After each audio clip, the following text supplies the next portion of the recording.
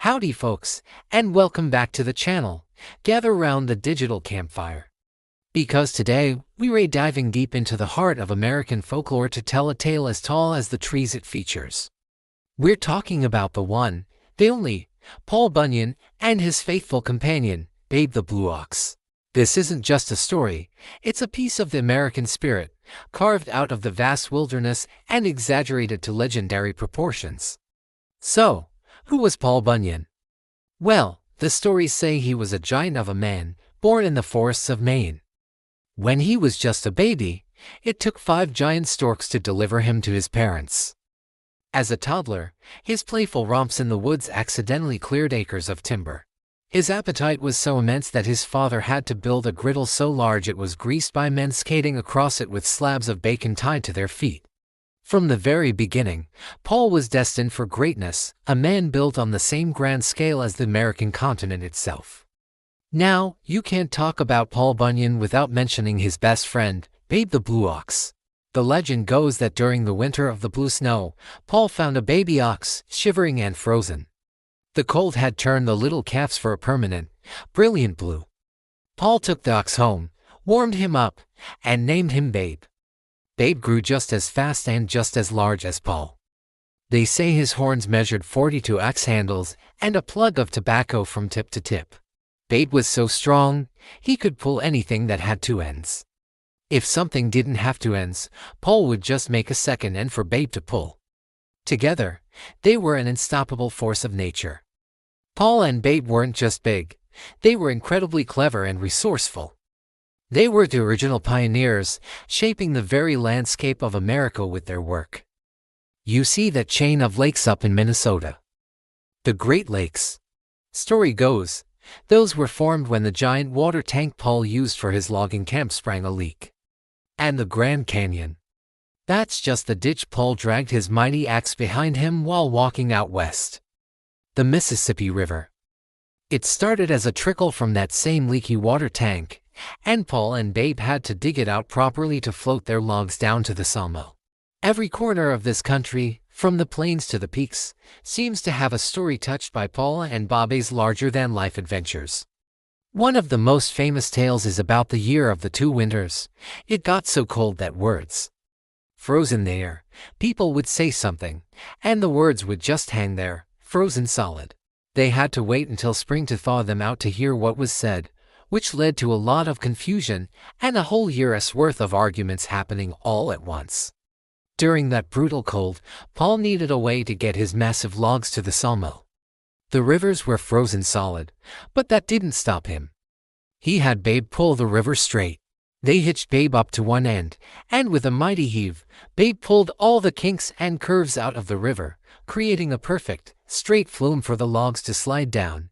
Of course, a lumberjack crew as legendary as Paul's needed some legendary characters. There was Johnny Inkslinger the camp clerk, who used a pen hooked up to a barrel of ink and could calculate lumber yields so fast he saved 9 barrels of ink a year just by not dotting his I's or crossing his T's. Then there was Sourdough Sam, the camp cook. He made everything from sourdough, and his sourdough flapjacks were so tough, they used them to shoe the horses. His kitchen was so big that he had to ride a horse just to get from the stove to the pantry. The stories of Paul's camp are as much a part of the legend as Paul himself, painting a picture of a community built on hard work, good humor, and an appetite for the impossible. But what do these stories really mean? Why did people start telling tales about a giant lumberjack and his blue ox? These fork tales, as I like to call them, grew out of the logging camps of the late 19th and early 20th centuries. Life in those camps was incredibly tough. The work was dangerous, the days were long, and the men were isolated in the vast, intimidating wilderness. Storytelling was a way to pass the time, to build camaraderie, and to make sense of their world. By creating a hero like Paul Bunyan, these lumberjacks were, in a way, telling their own story. They exaggerated their own strength, their own cleverness, and their own ability to overcome the immense challenges they faced every single day. Paul wasn't just a giant, he was the embodiment of the logger's spirit. He represented the American ideal of progress, of taming the wilderness, and of building a nation with grit and determination. He was a symbol of manifest destiny, but with a friendly, folksy grin.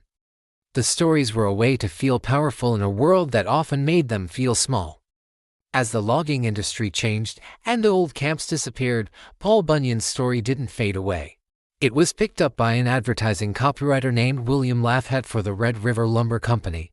LaughNest polished the old camp stories, added a few details of his own, and created promotional pamphlets that spread the legend of Paul Bunyan far and wide. Suddenly, Paul and Babe weren't just heroes of the backwoods, they were national icons. They became staples of children's books, cartoons, and roadside attractions, their images forever linked with the pioneering spirit of America.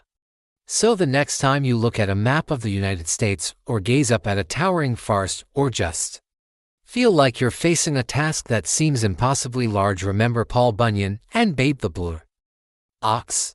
Remember the giant lumberjack who could clear a forest with a single swing of his axe, and his faithful friend who could pull a river straight.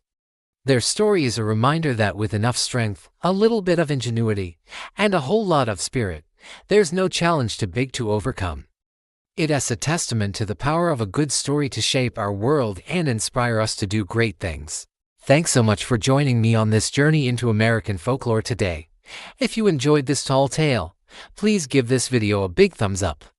And don't forget to hit that subscribe button and ring the bell so you won't miss our next adventure into the stories that shape our world.